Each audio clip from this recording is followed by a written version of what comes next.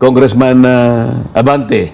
Oho. Ano, pinangaralan niya si Pangulo. Aba? Oho. Pangulo, kanya, kami po yung nakikiusap, huwag po kayong gagamit ng mga bastos na pananalita na ganito, na bulgar na ganito, ganyan-ganyan. Opo. Sapagkat po, hindi namin papayagan yan. Magpo-point of order po ako. Anong basis ng point of order? Halimbawa, di ba, yung Pangulong Duterte, palagi niyang ginagamit yung PI. Yan. Alam na natin yun. Huwag na natin PI, sabi niya. Para sa kanya, bulgar yun.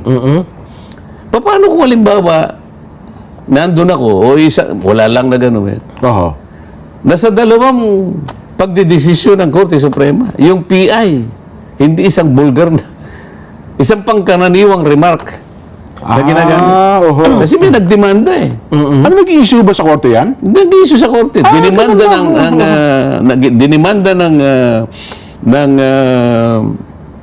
Oho. ano yung termino natin? Ng kawalan ng paggalang kasi inano siya, no? Oho. Slander by D o whatever. Ang ruling ng court, hindi ano yan, common ano lang yan eh. Ayun, ganun ba? Oho. Kasi kung papansinin mo, yung PI, Opo. pansinin mo, sa bawat ginagamit na pananalita ni Pangulong Duterte na PI, wala siyang mo. Ibig sabihin, wala siyang inaano na isang Hindi siya tao. pinapartikular sa isang tao. Wala. Oho. Basta niya, PI. Sabi niya lang. Oho. Iba yung sinabi mong PI mo. Direkta sa'yo. Oho. Pansinin mo lahat ang sinasabi niya. Wala. Kaya makikita mo, kabisado niya yung batas eh. Opo. Kabisado niya yung batas. Oho. So dito lilitaw ngayon lahat. Ito nga, nagpipilit siya, na pinipilit niya na mabuti hindi siya pinangaralan. Oho. Hindi lang kumikibo yung dating presidente. Oh, eh.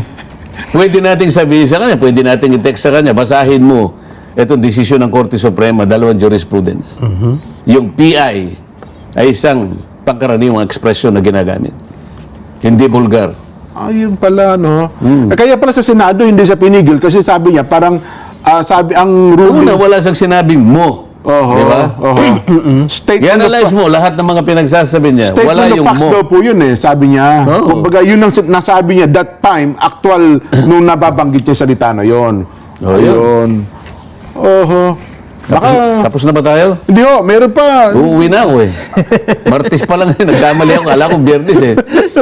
Oho. So, May meeting pa ako eh. meron palang, so yun ang apat na katangian ko nga na dapat ay ma-analyze din ng Kaya ating mga natin kabayan. i-expose. Tinutulungan natin ang ating mga mamamayan Opo. para makita nila. Pati katangian na kanilang ipinakita, yung kanilang decorum, yung kanilang composure, dapat sa liwanag po, sa liwanag ng mga pangyayari, salaminin po ninyo kung sino-sino sila. Oho. Oho. Naku, oo nga, no? Makakatulong yun para mag-analyze ang ating mga kababayan. Merong galing-galingan pa ron, di ba? Ayun. Yung masyadong masalita. Oho. Sa English, tawagin yun, smart alec. Smart Alec. Sa Tagalog mo ay smart alec. Galing-galingan. hindi ko alam kung ano eh. Alam naman ako, konti lang alam ko sa Tagalog dyan. Opo. Kapampangan ako eh. Opo. Sa Kapampangan, ano bang tawag doon? Smart alec. Oh. Tagalog mo nga. Naku, ngayon ko lang narinig ko yan. Kaya ang hirap naman sa inyo. Sinasabi ko sa inyo, maghanda kayo eh. Smart Alec. Yung masyado siyang Nagdudurong-durungan ng, oo. mapaggamit ng... Tama naman yung mga salita. Kaya lang, halimbawa, pwede mo naman sabihin sa pamagitan ng isang salita lang. Gagamitin mo pa 5 hanggang 8 salita. Mapalabok masyado magpananalita. Yung mabulaklak na pananalita. Siguro smart alec, bulaklakin. Alam mo? Pwede na ba yun, Nelson? Pwede. Pwede, oo. Hindi ba? Nga, no. So, pagka... With all due respect, I wish to manifest, Mr. Chair, that on the basis, mga ganon, ha? Ano mga smart alec. Ayun. Meron namang, ayun nga, dahil hindi naman niya talaga, corroborate na ng corroborate. Eh, wala namang word na corroborate. Affidavit ka niya. Wala namang affidavit. Ito yung kinakailangang ma-expose eh. Opo. Oh. Pagkatapos ito, ang susuri, ito ang mag-iimbestiga sa dating Pangulo ng Republika ng Pilipinas. Salaminin mo ngayon. Oho. Kaya pala ang daming nagsasabi ngayon, Kong, at makalipas ang ilang mga araw, nag-a-analyze, mukhang napaglaruan talaga ng dating Pangulong Rodrigo Meron pang Duterte. utering, di ba? Ano yung utering? Atering dapat yun. Dahil nga sa kanilang Kala ko, dapat sana, kasi lalo na kung may kang banyaga, Opo. isip-isipin mo, ulit-ulitin mo, utering, ganyan.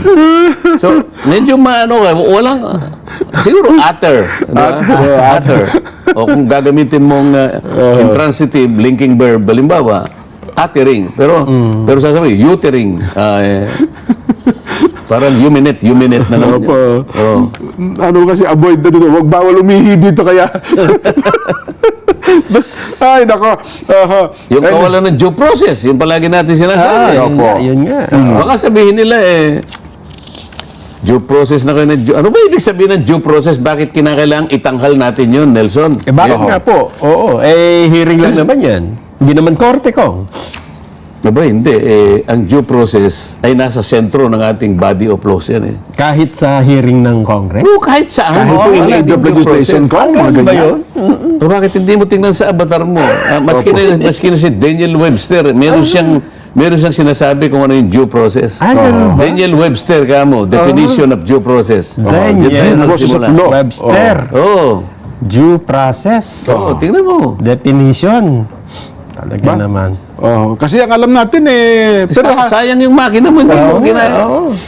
pero bago mo alamin yan, Nelson, meron tayong ilang mga mahaligang pala. Baka hindi na nga kami kumikita kung mag-abono pa kami rito. Teka muna, wala pa tayong Wala na Vox daw. Populi. Vox Populi. Wala muna tayong box populi, Kong. Baka magalit ang mga Hindi po. followers. Mas sabi niya, mas gusto ko namin mag-discuss si Kong kaysa tayo ay mag-box populi pa. Walang nakasulat dyan. Ito muna. Maganda yun. Ay, Baka yan. maputol eh. ha? Sige, sige. Yes. Yan ang Mabilis tayo. sinasabi ko sa inyo. Mabilis tayo. Oo. Daniel Webster, a prominent American statesman and lawyer, defined due process as a law that hears before it condemns. Teka muna, bulitin mo. Hears The law. the law that hears before it condemns. Tagalog, Jen. Hears. Here's. Ano ba yung here's? Batas na dumidinig. Ayun. Didinggin mo muna yung panig niya. Kala ko, Before it condemns. kala ko HER, here. ano yung condemn? Bago mo siya libakin. Bago mo siya Kondenahin. Bago mo siya hatulan. kondinahin. Pakinggan mo muna siya. Tuloy. Which proceeds on inquiry and renders judgment only after trial. Yun. Which proceeds on inquiry And renders and renders judgment judgment only after trial. Yan ang due process. Makalipas ang pagdinig. Pakikinggan mo. At pagkatapos merong inquiry, sapagkat merong isang trial. Yan ang due process. Pagbibigyan mo. Nakapagsalita ba ang Pangulong Duterte? No, puro tanong lang. Wala Ito po. may sinasabi, Ong versus Senate, GR number 257401. Dalawa ito At saka GR number 257916. March 28, 2023. Dito, ang Supreme Court and Bank ruled that the Senate committed grave abuse of discretion in issuing contempt and arrest orders against formerly resource persons Ong and Yang, stating that while the Senate has the power to conduct legislative inquiries, it must observe the constitutional right to due process of the persons appearing before such proceedings. Nakita mo? Napaka-importante nun. Kailangan mong i-observe yung constitutional right to due process. Ayan, sinabi na natin ng mga jurisprudence. Ito pa.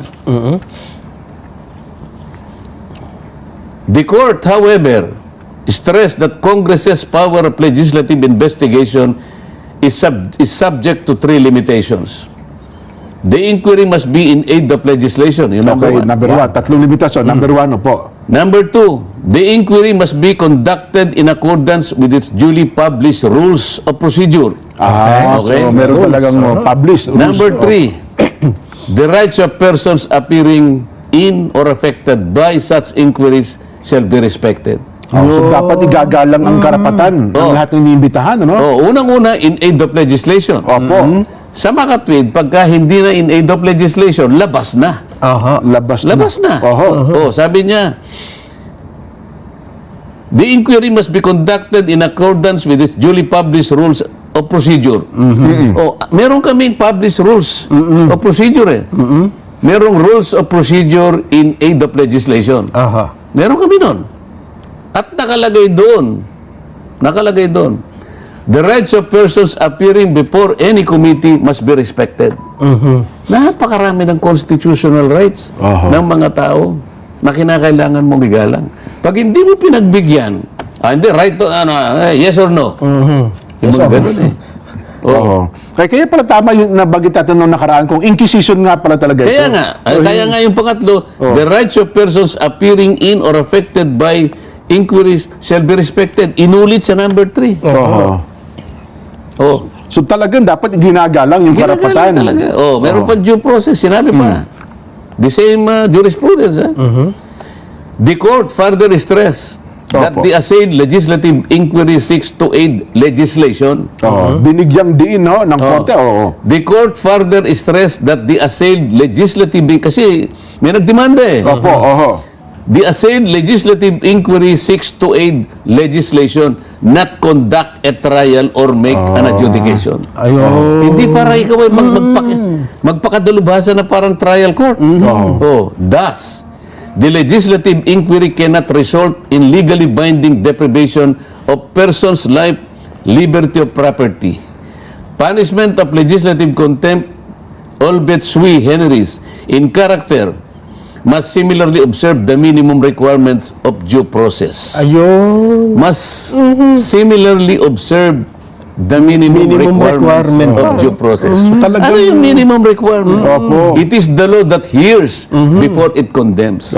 That it proceeds from inquiry. Pakikinggan pala talaga muna ko. And will only Renders judgment only after trial.